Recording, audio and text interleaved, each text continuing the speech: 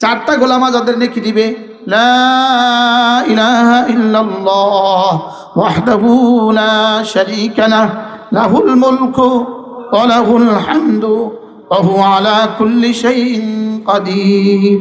এভাবে 1-1.5 মিনিট লাগবে প্রতিদিন ইনশাআল্লাহ। 5 নামাজের পরে পড়বই পড়ব, মওতের আগে না মওতের পরে? হ্যাঁ, মওতের আগে। তাহলে আলাম ইয়ানি লিল্লাযীনা আমানু আন তাখশা কুলুবুহুম লিযিকরিল্লাহ, তাহলে জিকিরের জন্য দিলটা নরম করার এখনো কি সময় হয় নাই? হ্যাঁ, 70 বছর বয়স চলে এখনো সময় হয় নাই? আমার 60 বছর 51-52 বছর বয়স চলে এখনো সময় হয় নাই? কবে করবেন? আজ থেকে ইনশাআল্লাহ। বলেন ইনশাআল্লাহ। আল্লাহ তাআলা আমাদের সকলকে তৌফিক দান করেন। এরপরে আল্লাহর নবী বলেন, যদি মাগরিবের পরে আর ফজরের পরে কোনো মুসলমান সাইয়্যিদুল ইস্তিগফার পড়ে, এই দিনে এই রাতে সে মরবে না, যদি সে মরে নিশ্চিত জান্নাত।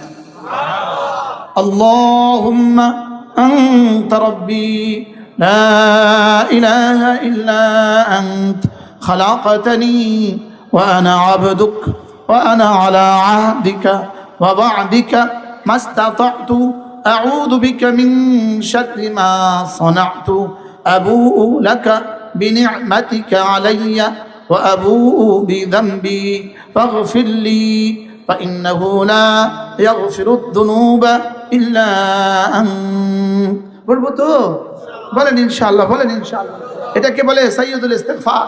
এটা যদি কেউ মাগরিবের পরে আর ফজরের পরে পড়ে, রাসূল বলেন, বুখারী মুসলিমের হাদিস, আল্লাহর নবী বলেন, লাম ইয়ামুত ফি তিলকাল লাইলা, ওই রাতে সে মরবে না, আও ফি যালিকাল ইয়াউম, ওই দিনে সে মরবে না, ইল্লা আন্নাহু মিন আহলিল জান্নাহ, তবে যদি মরে নিশ্চিত জান্নাত।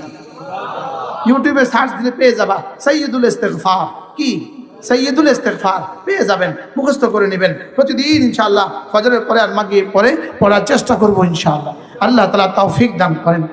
মুসলমান, আপনার ঘরে তো একটা বই থাকা উচিত। আপনার ঘরে কি দ্বীনের একটা বই থাকা উচিত না? বলেন না, বলেন না, একটু বলেন না। আপনার ঘরে কি একটা দ্বীনের বই থাকা উচিত না? উচিত না? বলেন। আপনার ঘরে যে কিছুই নাই, আপনার ঘরটা কি